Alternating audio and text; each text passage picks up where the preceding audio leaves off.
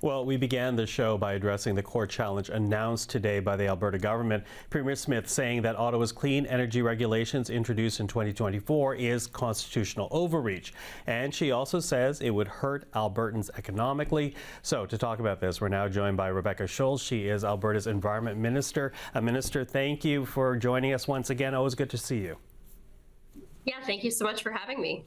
Listen, Premier Smith first raised concerns about the clean electricity regulations a little more than a year ago, and she wanted that net zero goal to be pushed back to 2050. Now, to my understanding, the final draft regulations released in December, it does that. It does push it back to 2050. So why go to court over this? So the performance standards in this draft regulation or in the proposed regulation are still unachievable. The technology does not exist to reach the outcomes that the federal government has put forward. And ultimately, given that power generation is still absolutely under the Constitution, Alberta's responsibility to manage, this is unconstitutional. And we've been very clear with that all along, that of course, we were happy to provide our comments and our detailed and thorough analysis on why this regulation is so problematic, why the standards can't be reached, why it was going to be so expensive, and why we were not interested in implementing that in Alberta. But ultimately, even if changes were made, this is still an area of provincial jurisdiction, and that's why we're referring this case to the courts. Okay, so I hear what you're saying about stepping on provincial powers here, the argument that you're making. But what would Alberta do instead, or is that part of the conversation right now? You know, we have already demonstrated a strong commitment to environmental stewardship, emissions reduction, the transition away from coal. It was costly. It probably was a little too early. I know the Premier mentioned that a little bit earlier today in the press conference, but we've been able to reduce emissions in electricity by 53%.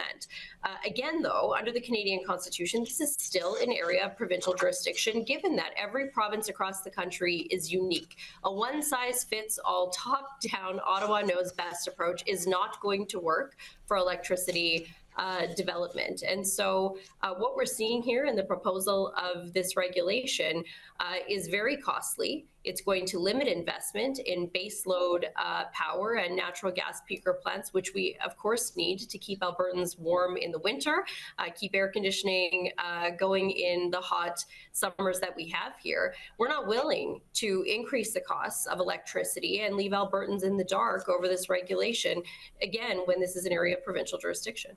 Now, there was a meeting back in March with Premier Smith and Mark Carney. Ms. Smith came out afterwards with on social media talking about the 9 demands that she made of Ottawa. I'm wondering if that meeting went poorly, because it seems that this is a very aggressive tack that the Premier is taking, that perhaps that the meeting with Mark Carney did not go so well. I mean, here's the frustration that we're hearing from Albertans. You have had a federal government, or we have had a federal government, that over the last 10 years has done everything possible to hurt our economy and shut in and shut down our energy industry. That's a problem when you have ideological legislation and policy being pushed through that ignores the reality of what's happening and the impacts that these regulations would have on everyday Albertans and Canadians. And so, you know, again, when Premier Smith was first elected, after the election, she committed to essentially restarting and resetting the relationship with Ottawa.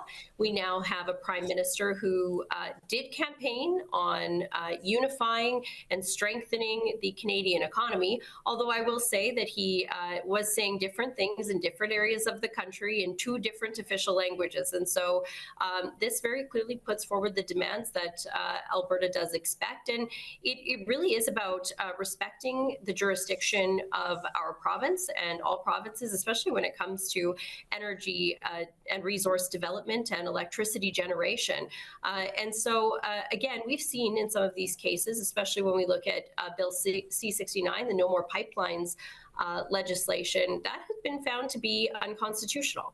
We would expect that this federal government, if they are serious about building unity and, of course, expanding our trade relationships outside of Canada and strengthening our economic position as a country, that these requests would be taken seriously. I hear what you're saying, but Mark Carney, his first act once becoming being sworn in as Prime Minister the first time around, he did away with the consumer carbon price, and he is not Justin Trudeau who introduced the environmental regulations around electricity. Why not give Mr. Carney more time before making this announcement just days after he was essentially reelected?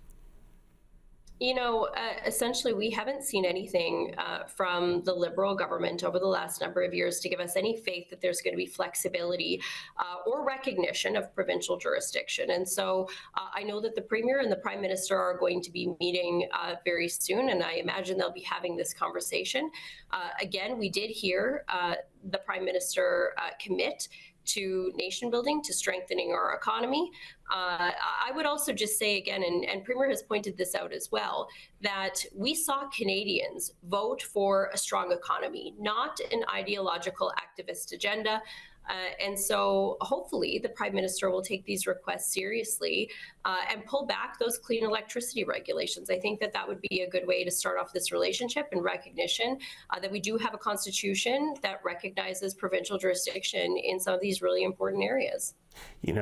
Quickly running time, but I do want to ask you though, because Premier Smith did say that if Mark Carney or whoever would be the next Prime Minister would not meet the demands Alberta was making within 6 months, there would be national unity implications. As you know, there's been pushback at that type of languaging, among them Jason Kenney, the former Alberta Premier, basically saying that, separatists can't elect a dog catcher in Alberta, so why allow their futile ranting to dominate the debate, distract from the real issues? Is it worthwhile to be talking about national unity up against these issues that are arguably more bread and butter, and bring up the specter of something that many people find, quite frankly, odious? I would say our Premier has been very clear all along that we want to see a strong and sovereign Alberta within a united Canada, that we are happy to be part of Team Canada, but we'd love to see Team Canada also be on Team Alberta. And so, I think we're hearing a lot of frustrations, not just in Alberta, but I would say across Western Canada about the approach that the federal Liberal government has taken over the last number of years.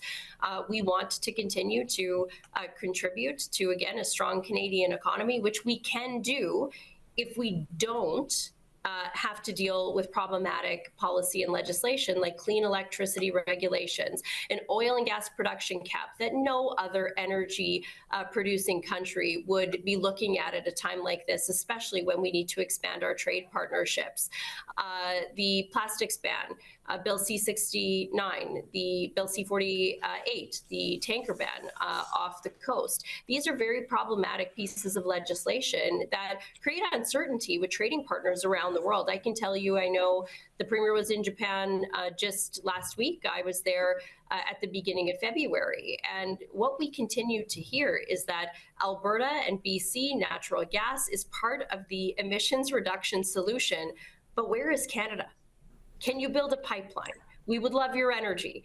And so hopefully Mark Carney has heard that over the last couple of months and will be willing to come to the table and show some reasonableness and show that they're going to put the Canadian economy first. Well, certainly we've heard Mark Carney talk about energy corridors, conventional and otherwise, so we'll see where that goes. But, before we're done here, Minister, it has been suggested by some in the opposition that the kind of tough talk that we're hearing right now from your government is essentially an attempt to draw attention away from controversies within your government right now, raising issues around the Alberta Health Services, for example. What do you say to that?